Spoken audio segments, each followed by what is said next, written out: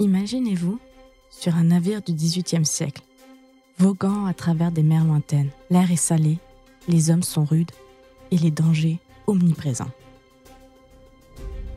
Mais parmi l'équipage, un jeune marin attire l'attention.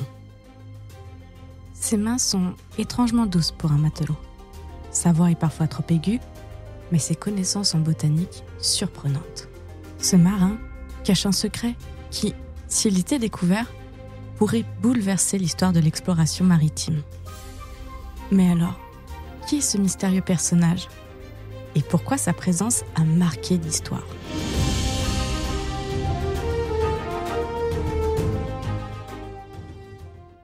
Notre histoire commence en 1740, dans le petit village de la Commelle, blotti au cœur de la Bourgogne. C'est dans ce paysage rural, marqué par la rudesse des saisons et le labeur incessant, que naît Jeanne Barret, au sein d'une famille de paysans modestes. À cette époque, la vie des campagnes est une lutte de chaque instant. Les mains s'abîment sur la terre, les foyers sont austères et pour les femmes, le chemin tracé mène rarement au-delà du mariage et des tâches domestiques. Pourtant, Jeanne détonne. Dans un monde où l'éducation des filles est presque impensable, elle sait lire et écrire. Comment a-t-elle acquis ce savoir dans une société si fermée ? Le mystère demeure, mais cette singularité marquera le début d'un destin hors du commun.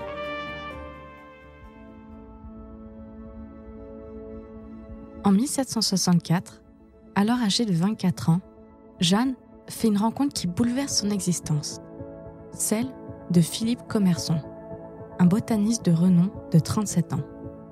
Veuf et père d'un jeune garçon, Commerson cherche une gouvernante. Lorsqu'il engage Jeanne, il ne se doute pas de l'ampleur de ce qu'elle peut lui offrir. Très vite, il est captivé par ses aptitudes.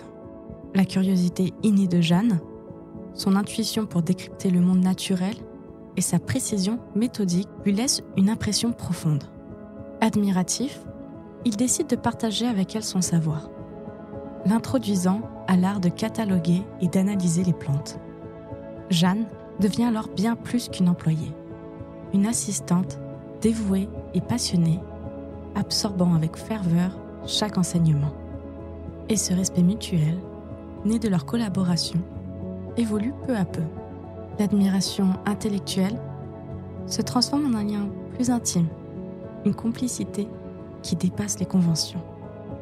L'affection devient amour, et cet amour interdit finit par les unir dans une relation à la fois scandaleuse et fragile, les exposant au jugement de leur époque. Face à la désapprobation et aux rumeurs, ils n'ont d'autre choix que de quitter leur province et de chercher refuge à Paris. Là, ils espèrent trouver l'anonymat et la liberté d'aimer. Mais un an après leur rencontre, leur histoire prend un tournant tragique. Jeanne donne naissance à un enfant, un espoir fragile qui ne survit que quelques mois. Cette perte déchirante scelle leur lien d'une manière encore plus profonde, tout en laissant une marque indélébile sur leur vie. Mais malgré tout, leur passion commune pour la botanique les unit plus que jamais. Ensemble, ils cataloguent la flore locale, alliant les connaissances théoriques de Commerson à l'intuition pratique de Jeanne. Mais dans une société qui refuse aux femmes le droit de participer activement à la science, Jeanne doit constamment prouver sa valeur, œuvrant dans l'ombre tout en défiant les conventions.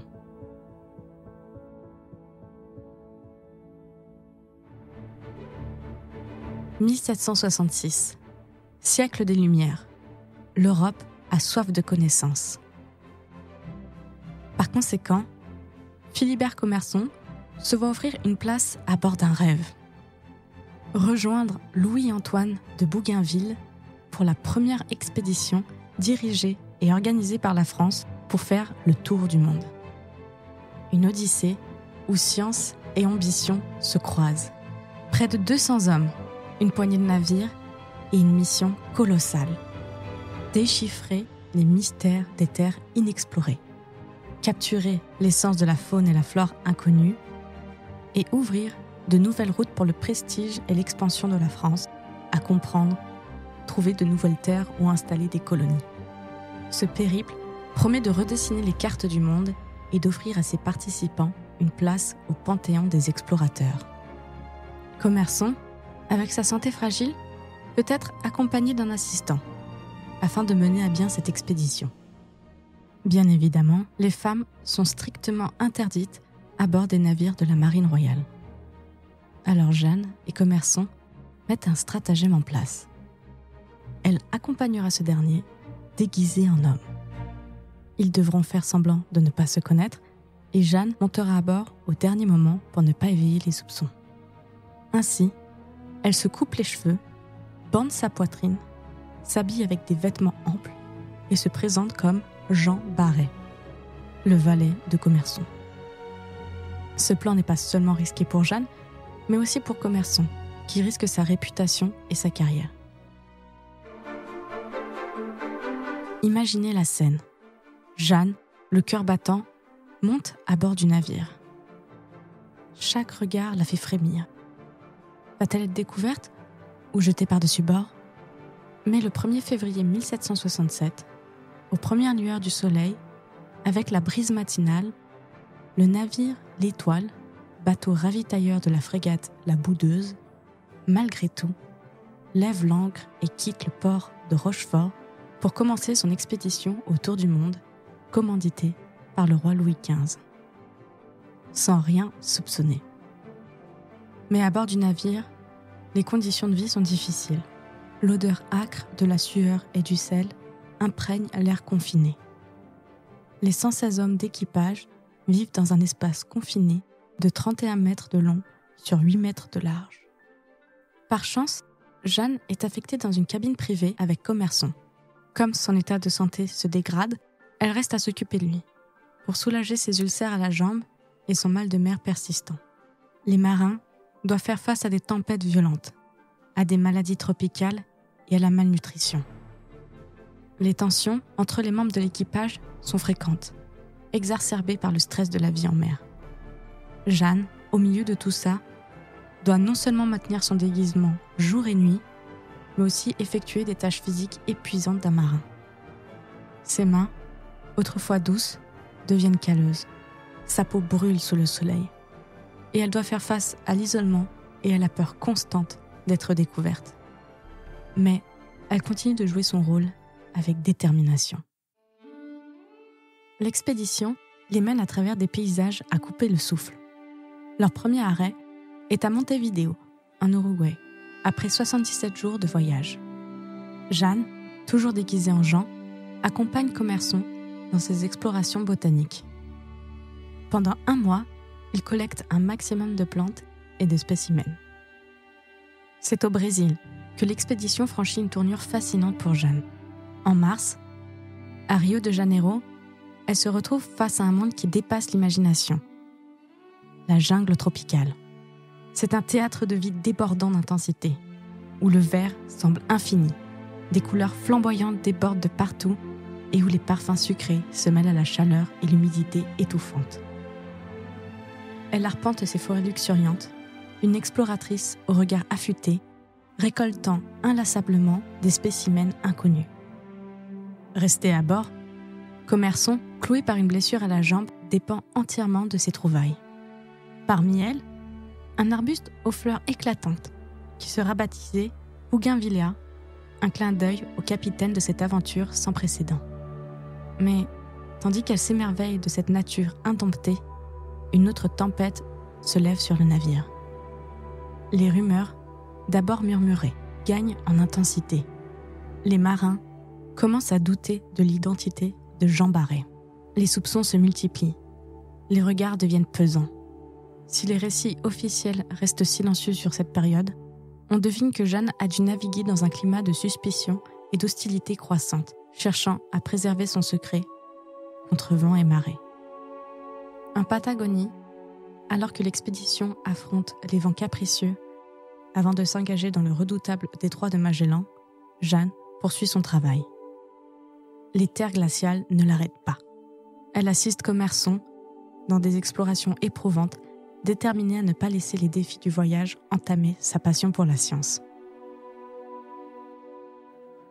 Et puis vient Tahiti, une île qui, pour les Européens, appartient encore au domaine du rêve.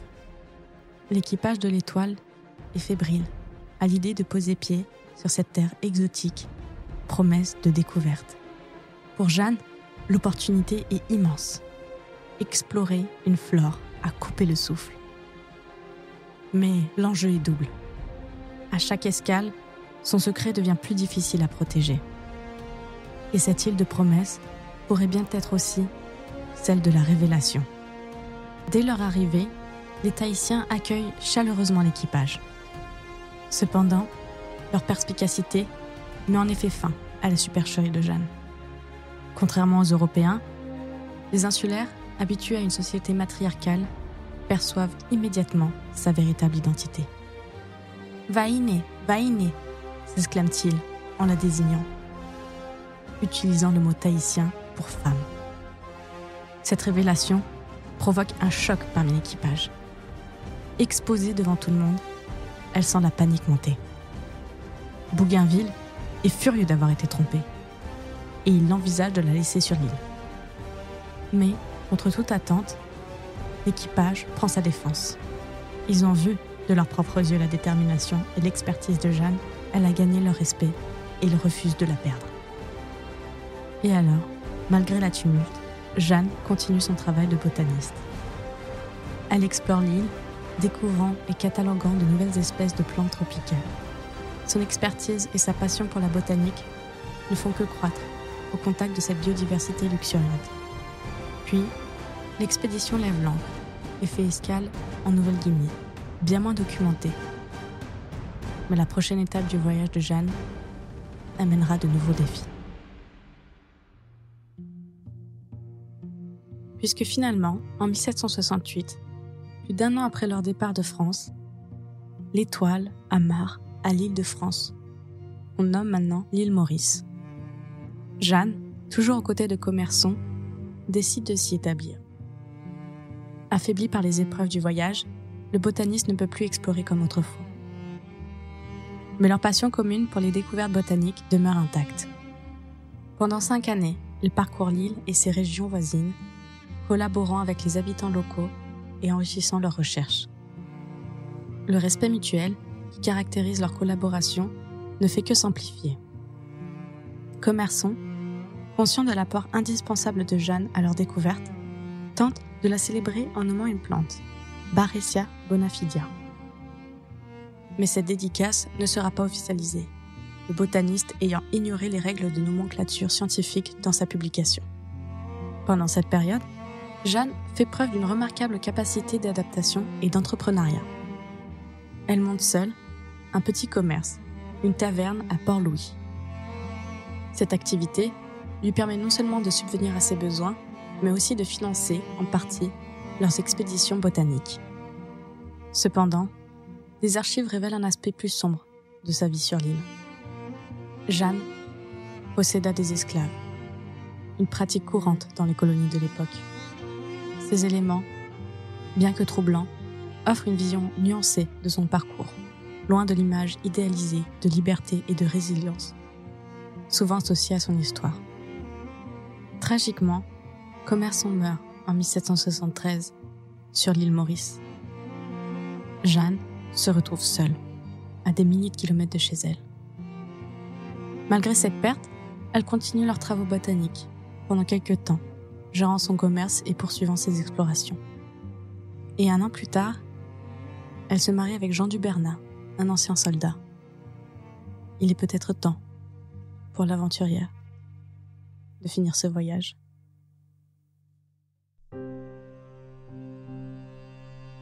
Et c'est finalement en 1775, après 10 années de voyage et d'épreuves, que Jeanne Barry rentre enfin en France, à 35 ans.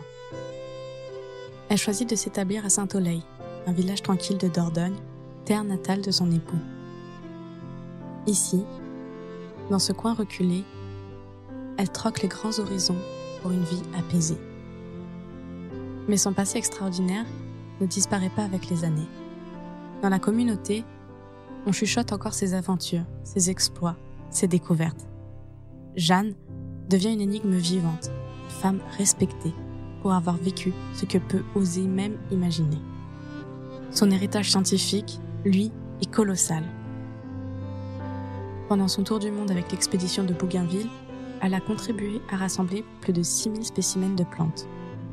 Ces découvertes, réalisées dans des conditions souvent extrêmes, enrichissent durablement les collections botaniques françaises et permettent de mieux comprendre des écosystèmes jusque-là inconnus. Pourtant, son rôle est longtemps resté caché dans l'ombre des hommes. En 1785, la Marine royale française rompt enfin le silence. Elle octroie à Jeanne une pension de 200 livres, en reconnaissance de sa contribution exceptionnelle à l'expédition. Ce geste, bien que tardif, est une forme de validation officielle de son travail. À cela, s'ajoute l'héritage laissé par Philibert Commerson, qui lui permet de vivre ces dernières années à l'abri du besoin. Finalement, le 5 août 1807, Jeanne s'éteint à Saint-Oleil, à l'âge de 67 ans. Si son nom a été effacé des récits pendant des siècles, il refait surface à mesure que l'histoire réexamine le rôle des femmes oubliées. Jeanne Barré est aujourd'hui célébrée comme une pionnière, une femme qui a osé se déguiser pour franchir les frontières du possible et a marqué à jamais l'histoire des sciences et de l'exploration. En 2012, une nouvelle espèce de plante, Solanum barretiae, est nommée en son honneur. Ce geste, tardif mais puissant, replace Jeanne là où elle a toujours appartenu, parmi les figures immortelles de la science. Celles qui ont bravé le temps et les conventions pour offrir au monde une nouvelle vision. Aujourd'hui, Jeanne Barré émerge des brumes de l'oubli. Lors de la cérémonie d'ouverture des Jeux Olympiques de Paris en 2024, son visage prend vie dans le tableau Sororité, où une statue, à son effigie, se dresse aux côtés d'autres grandes figures féminines de l'histoire. Et alors que j'enregistre ce podcast, la mairie de Paris envisage de donner à ces statues une place permanente dans la vie. Comme un rappel vivant de celles qui ont marqué le monde, malgré l'effacement de leur mémoire. Son nom, pourtant, n'est pas revenu par magie. Si Jeanne Barré brille à nouveau aujourd'hui, c'est grâce à des femmes d'hier et d'aujourd'hui qui ont refusé que son histoire reste enfouie. Chercheuses, militantes, historiennes, elles ont redonné vie à ses exploits en fouillant les archives, en réécrivant les récits, en brisant les silences. Ce sont elles, des architectes de cette résurrection, qui lui ont rendu la place qu'elle n'aurait jamais dû perdre. Alors un jour, peut-être, en flânant dans une rue parisienne, vous tomberez sur cette statue. Vous la verrez, dressée, fièrement, témoin d'une vie de courage et de dépassement. Et si vous vous arrêtez un instant, si vous écoutez bien, peut-être entendrez-vous son murmure. L'histoire n'oublie que celle qu'on laisse disparaître. Cherchez, racontez et osez. Toujours.